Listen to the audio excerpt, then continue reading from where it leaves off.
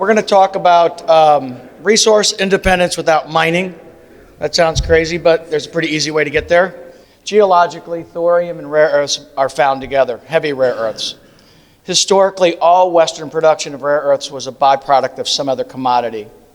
In 1980, the NRC and the IAEA altered the definition of source material.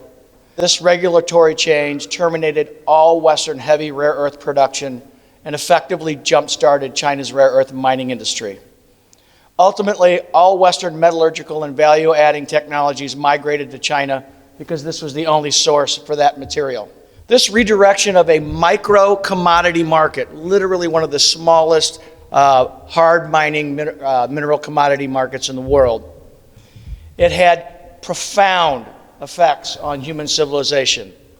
China, insightful of the economic potential, committed massive resources toward developing a multi-level monopoly that was eventually so powerful it could force the largest, the smallest, and the most nimble technology companies in the world to migrate to China. U.S. leadership never noticed. Why? Because it was the end of history, and the rewards of capitalism would never stop flowing. This endless self-delusion put the future of Western civilization in jeopardy, and it has truly marred our place in history. Another lost opportunity. In 1962, Glenn Seaborg reported to President Kennedy that America's sustainable energy future could best be realized with thorium breeder reactors, a variation on MSRs.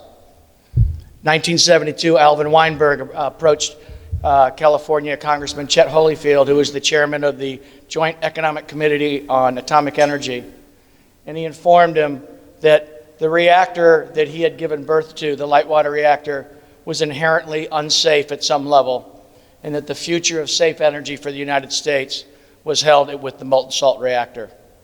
Holyfield, closely aligned with the existing light water industry and President Nixon's fast breeder reactor program, chastised Weinberg, stating, "If you're concerned about the safety of reactors, then I think it's time for you to leave nuclear energy."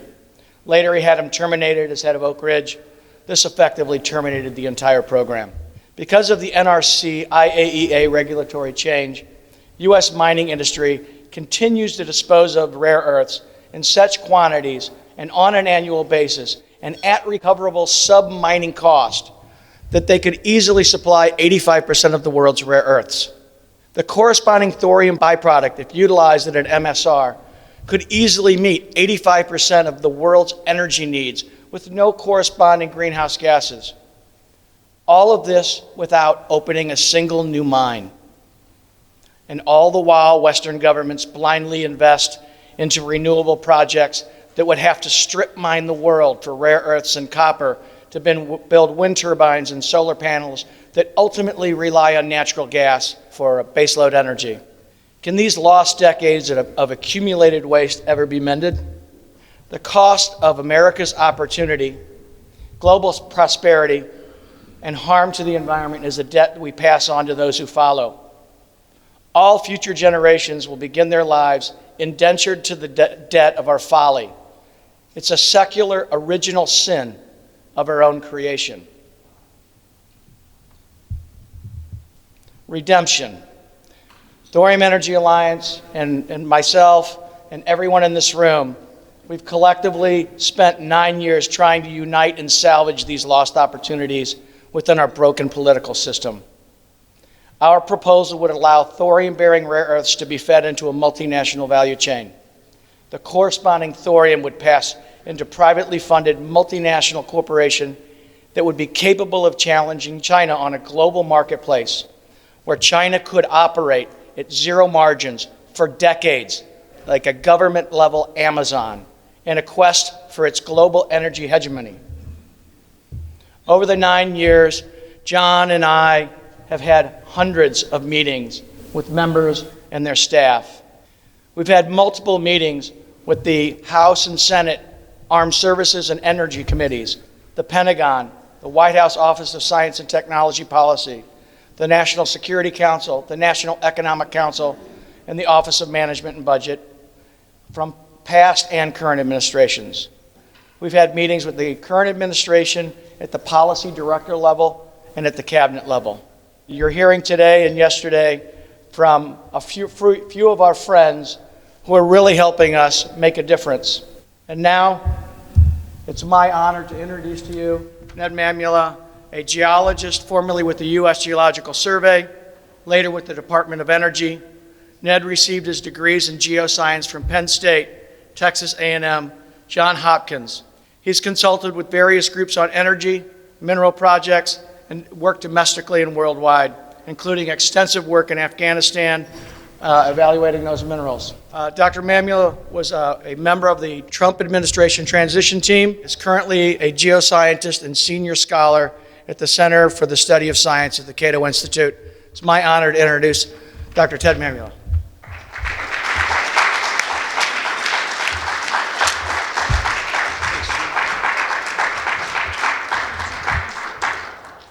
Well, it's good to be here, and I really appreciate the opportunity to get up here and talk to you. I'm going to build somewhat on what Jim Kennedy has said here and some of the things that were said yesterday.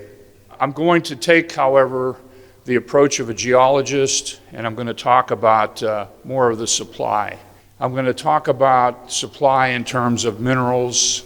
You know, when we talk about their occurrence, their location, their concentration, we're talking about the supply. You guys are talking about the creating a demand for thorium energy. So demand, supply, demand represent two different sides but of the same coin.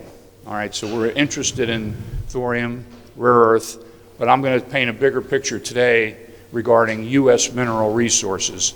And there's a sore spot that we need to probe today. I'm going to share that with you. That sore spot has to do with our mineral import reliance. We are way, way overcommitted to other countries for our own national welfare. And as you can see from the title, we're going to investigate the import reliance, and I'm going to talk a little bit about government reporting, because over the years it has strayed away from the truth in reporting minerals, metals, their imports, and all the other tabular data that goes along with that. And there are reasons for that. Most of my talk is predicated on mineral commodity summaries that come out annually from the U.S. Geological Survey. That is a venerable federal agency, one with which I'm proud to have been associated, spent a career there. I love it. I refer to it as my alma mater, one of my alma maters.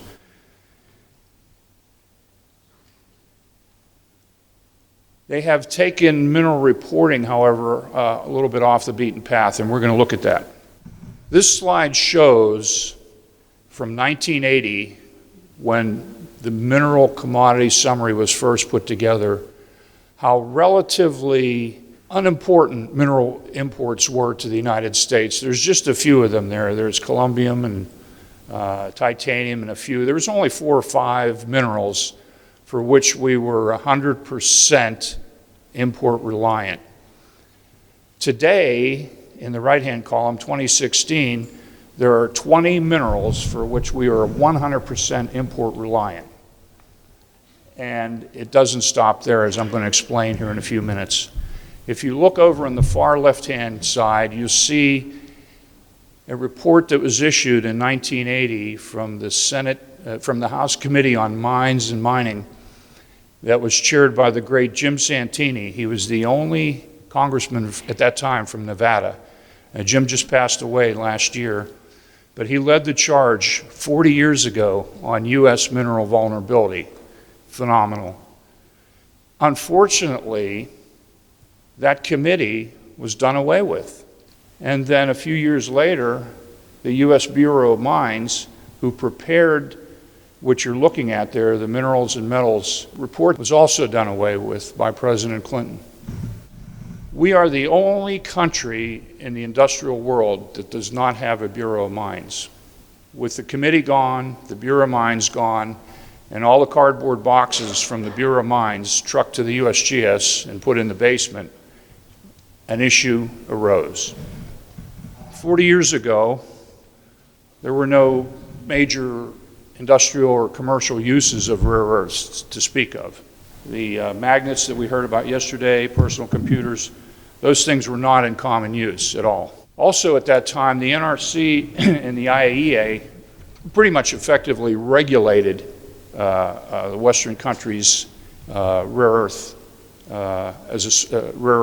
production as a source material. They're saying, hey, these are sources, so they're regulated, and essentially they terminated, for the most part, their further production. Now, 40 years later, we have all of the supply chain out of China. We have the rare earth metallurgical supply chain out of China. Yet, this USGS Mineral Commodity Summary still reports rare earths by lumping them all together as rare earth with scandium and yttrium attached. Doesn't seem to make sense. You see here the top 20 mineral imports from the previous slide, from this slide here on the right, the 20 top imports which we are 100% dependent. And here they are here isolated. And among them is rare earth, as the USGS has tagged it, scandium and yttrium. But as I said a minute ago, there's an accounting problem. The way they list individual commodities on the mineral commodities summary, they list them in the various forms in which they occur, as sponge or as oxides or as metals, concentrates. A good example is aluminum. You have aluminum oxide, you have bauxite ore, you have the metal concentrate. Sometimes they will list minerals that have a very, very small use in the United States, domestic consumption.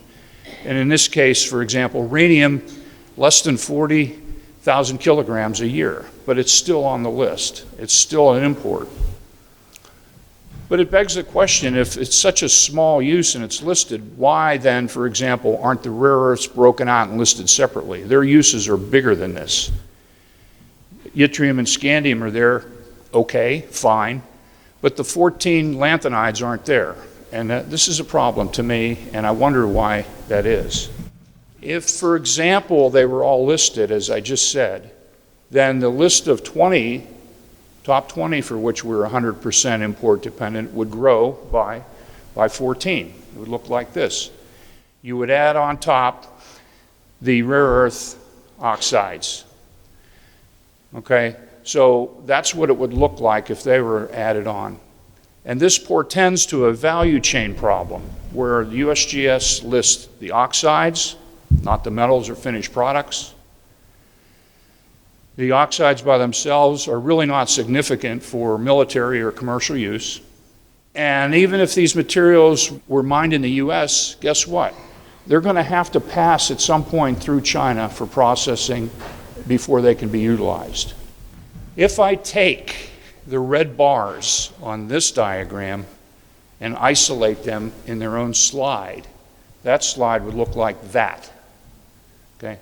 These are the 14 listed separately, and it's titled Rare Earth Oxide Reliance at 100% in the year 2016.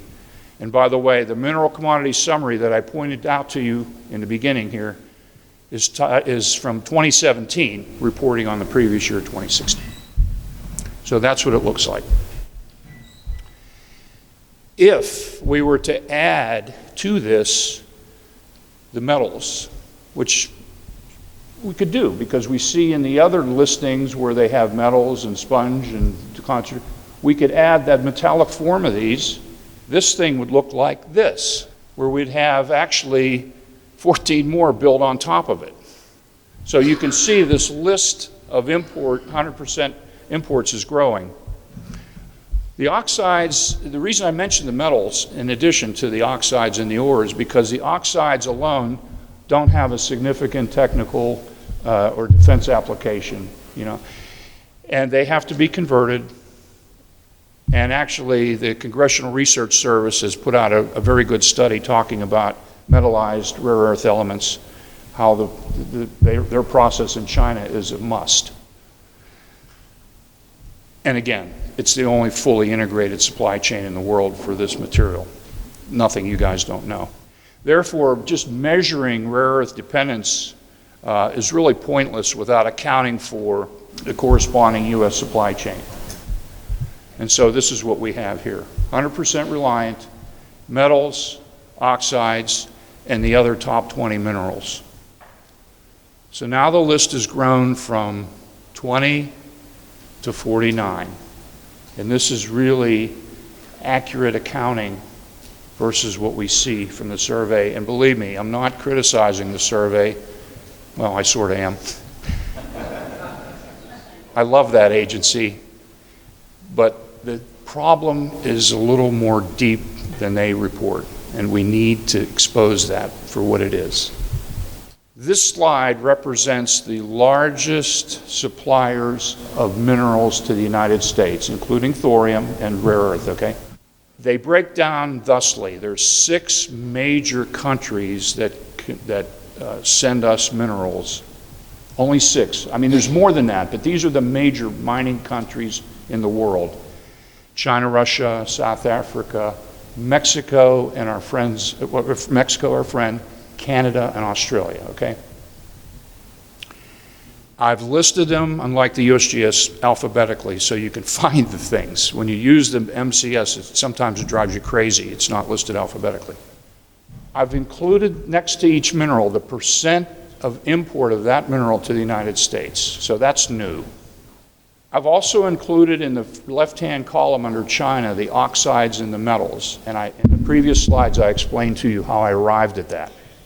Then I've color-coded these countries to indicate the geopolitical or import risk from each country to the United States. The reddish colors being a little more risky, the tannish intermediate colors somewhat risky, and then the green ones little if any risk. And when I say risk, I mean an embargo.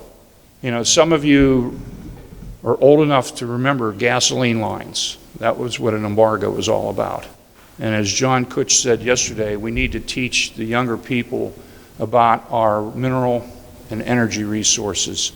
One good way to maybe get through to them would say, hey, look, you don't remember gasoline lines, but what if there was an embargo and you had to stand in line for your new iPhone? Okay, that would probably make a point. Finally, by massaging the data that the government provides, we're now able to do some analysis. I'm an analyst. I like to analyze things, but I hate to stare at tables. It drives me crazy. So here's my analysis of the data. The geopolitical import risk looks like this, where you have the top 20 in the left hand, the reddish being high risk, green, low risk, intermediate. Notice rare earth is just a bar, but if I take that bar and I expand it, the red earth bar, it looks like this. And I now add the metals. So here's what we have. We have the entire rare earth oxide and metal import reliance at 100%. Yes, there's a little bit of gray there under yttrium. I think we get 0.5% from Estonia, whatever. That probably passed through China as well. So, really immaterial. But when you look at this and you consider our situation and how desperate it's becoming, you might as well, looking at this pattern, just throw in the towel and say, here, there, be done with it. Be honest. Be honest and say, we are not in control. And this is the honest truth. And you young people, we are not in control. We're out of control. Our mineral import situation is out of control, yet under our feet is the greatest collection of mineral deposits in the world. Something is wrong. That's a topic for another day. But let me conclude by saying this. Washington, yes, we have a problem. The Chinese created something very un-American. It's called a monopoly.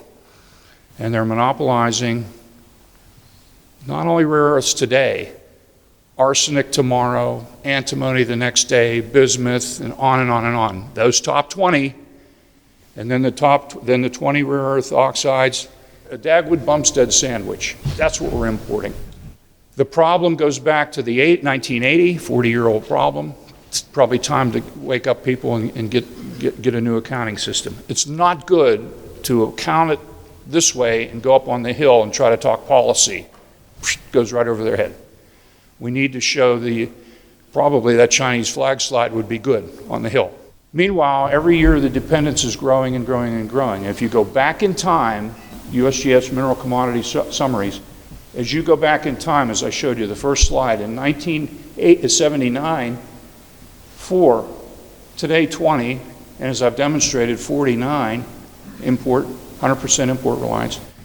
And by the way, people, those 4 in 1970 that we relied 100%, actually nothing on that list was from Russia or then the Soviet Union or China, only our other trading partners. Something to think about. The current administration must act, and I hope they do. And I'm going to leave you with an analogy from yesterday, and it's simply this. Unless and until we do something about getting control of our mineral resources here to limit the imports that we get from other countries, some of which don't have our best interests at heart, we are essentially eclipsing part of our freedom by not using the mineral endowment that we were given on this earth. Okay? You can read into that what you want. But if we don't do something soon, China will hasten to add its hegemony and power, and will soon be approaching mineral import totality. And I hope you get that. And with that, I want to thank you ever so much. I love being here. I couldn't 2 days ago see me wearing one of those thorium t-shirts, but hey, I might do it. Thank you. Thank you very much. Appreciate it. Thank you so much for coming.